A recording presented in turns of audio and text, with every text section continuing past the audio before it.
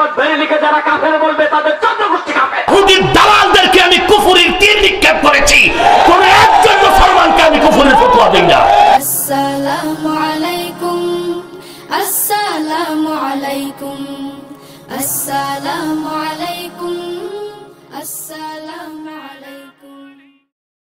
আল্লাহ তুমি দেখাও সরল পথ, তুমি।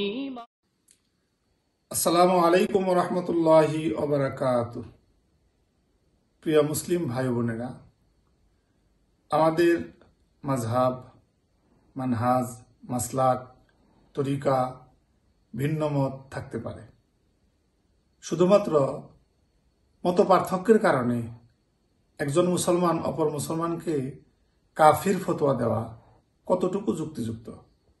সম্প্রতি ডক্টর এনায়েতুল্লাহ আব্বাসী সাহেব দেশবরণ্য উলামা ইকরামদের মধ্য থেকে অনেককেই এরূপ ফতোয়া দিয়েছেন। আমরা তার কিছু অংশ দেখি। বিশ্বনবীর মাক্কি ইনিংসের খেলার সিস্টেম ছিল ঠ্যাক দিয়ে খেলতেন। ক্রিকেটে কি বলে যে উইকেট বাঁচায় খেলতে হবে, তোমার উইকেট যাতে পড়ে না যায়, তো ঠেকায় ঠেকায় খেলে। তো বিশ্বনবী ঠেকায় ঠেকায় খেলছেন, আর 4 ছক্কা মারছে সব মাদানি ইনিংসে। সুবহানাল্লাহ নাই? মাদানি ইনিংসে বিশ্বনবী গর্জে উঠলেন, জ্বলে উঠলেন আপন শক্তিতে। রবি না? এক বক্তা নূর নবী সাল্লামের মক্কি জীবনকে ক্রিকেট টেস্ট ম্যাচ বলেছে, ও মাদানী জীবনকে টি-20 ম্যাচ বলেছে। মাআযাল্লাহ, এই বক্তা মূর্খ, জাহেল। নূর নবী মুহাম্মদ সাল্লাল্লাহু আলাইহি সাল্লামের সম্মান মর্যাদার ব্যাপারে তার কোনো ধারণা নাই। এই কথা বলে সে কুফরি করেছে, তাকে তওবা করতে হবে। কি করতে হবে? তওবা করতে হবে। এইসব মূর্খ বক্তারাই আমাদের দেশে ঈমান আকীদাগুলোকে নষ্ট করে দিচ্ছে। জনৈক এক বক্তা বলেছে মিলাদুন নবী সাল্লাল্লাহু আলাইহি ওয়াসাল্লাম পালন করা নাকি খ্রিস্টানদের তরিকা। ঐতিহাসিকভাবে নবীর সিরাতকে, নবীর প্রতি মুহাব্বত ভালোবাসা প্রকাশ করবার দুটো পদ্ধতি আছে। একটা হলো শুধু ইহুদি নয়, বরং ইহুদি খ্রিস্টানদের পদ্ধতি। আর একটা হলো সাহাবীদের পদ্ধতি। জন্মকে নিয়ে মাতামাতি করা খ্রিস্টানদের পদ্ধতি, আর সিরাতকে নিয়ে আলোচনা করা সাহাবায়ে কেরামের পদ্ধতি। আরে এই কথা বলে বক্তা তক্তা হয়ে গেছে। শুধু তক্তা না, জাহান্নামের তক্তা হয়ে গেছে। মিলাদুন নবীর মাহফিলকে যে তুলনা করছে, তার ঈমান নষ্ট হয়ে গেছে। আপনাদের দেশে এই আহলে হাদিসের বীজ ঢুকছে কিনা? সাবধান, শুধু বেয়াদব না, বেঈমান।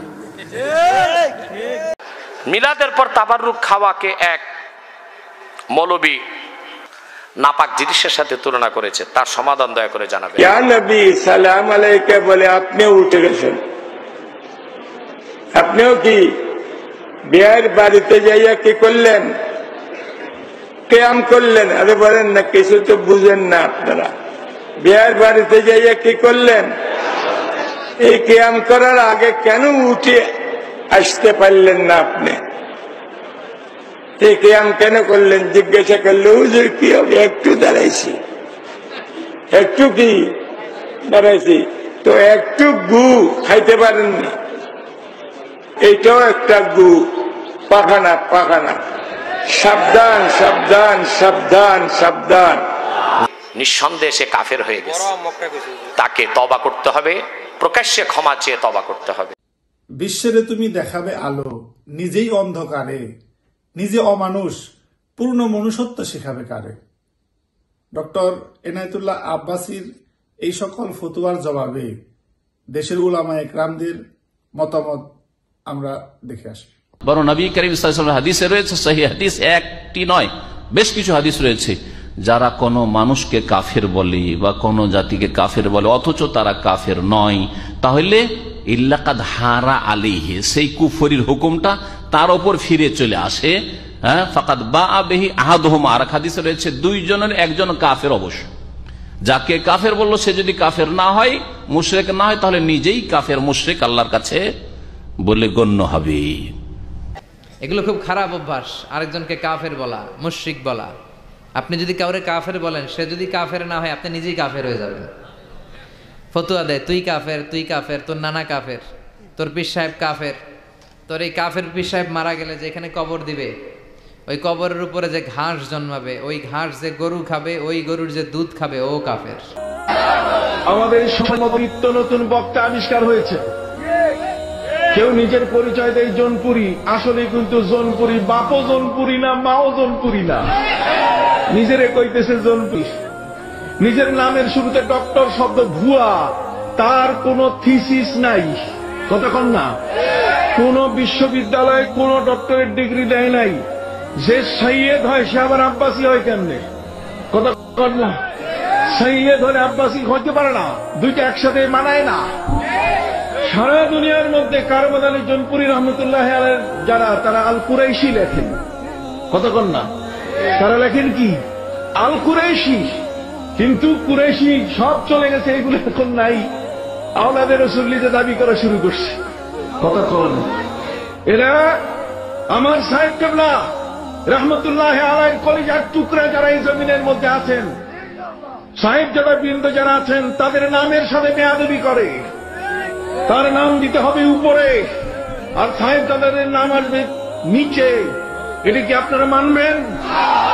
সাহেব কেবলা রহমতুল্লাহ আলী কি অযোগ্য সন্তান রেখে গেছেন? এদের প্রত্যেকেই যোগ্য। বর্তমান যুগে এক দাজ্জালের আবির্ভাব হয়েছে, পীরের নামে খানকা পেতে বসে এক চাটিয়া কাফের ছাড়া কোনো ফতুয়া দিচ্ছে না।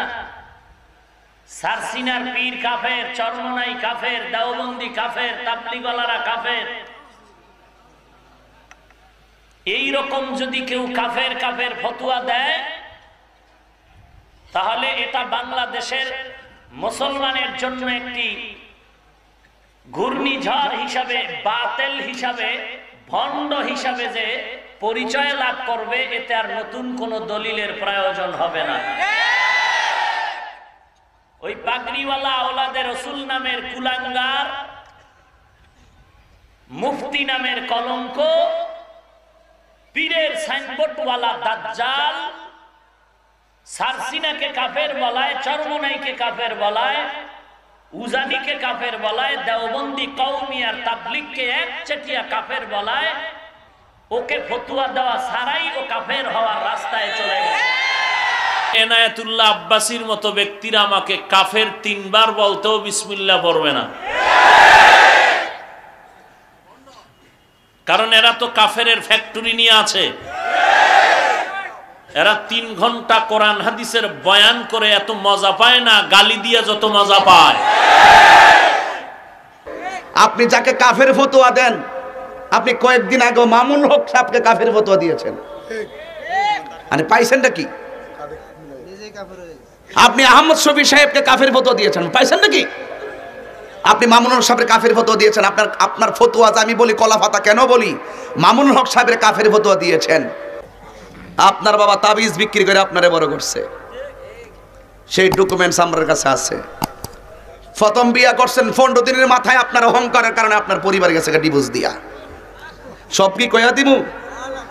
আয়ো কয়ে দি, বাপের নামটা কয়ে দিন, সুবিধা নেই, কই দিমু, যা কই দিমু। আল্লাহর ওলি যে বড় বড় লেকচার মারেন, লেকচার ধরাই দিমু, লেকচার ধরে দিমু। যা থাকে কপালে কত হইব সকালে, কথা কন ঠিক না বেটি, কথা বলেন ঠিক কিনা কন।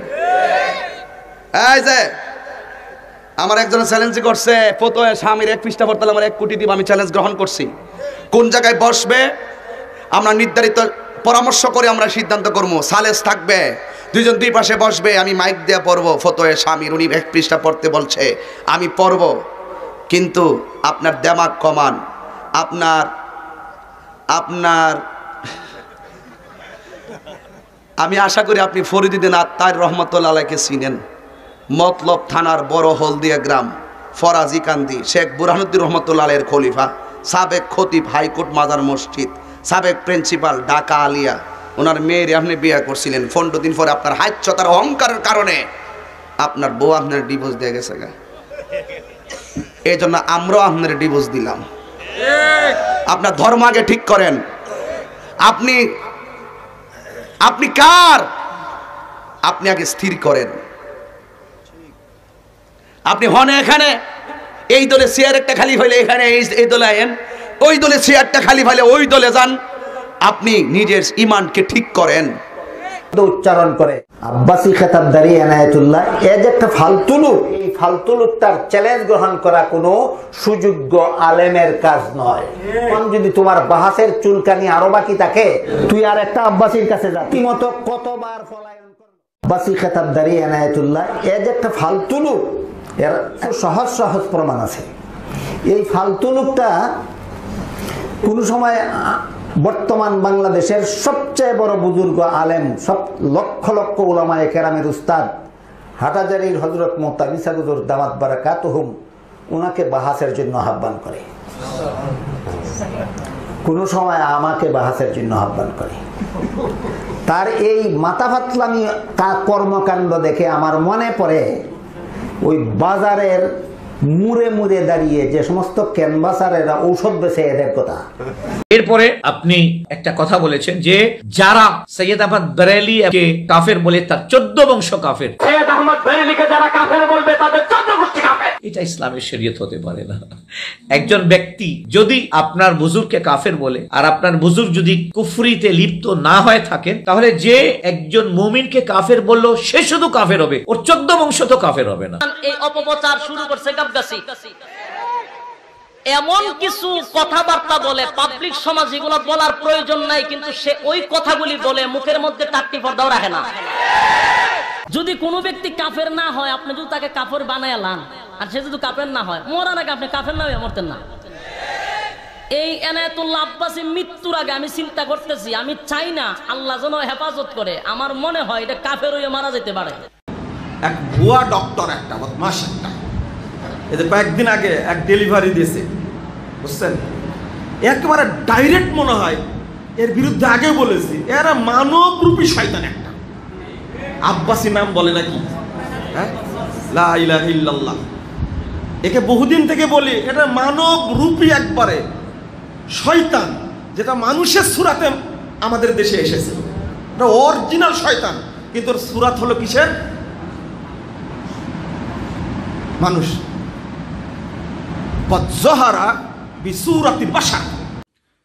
হে মোর দুর্ভাগা জাতি, যাদের করেছ অপমান, অপমানিত হইতে হবে তাহাদেরই সমান।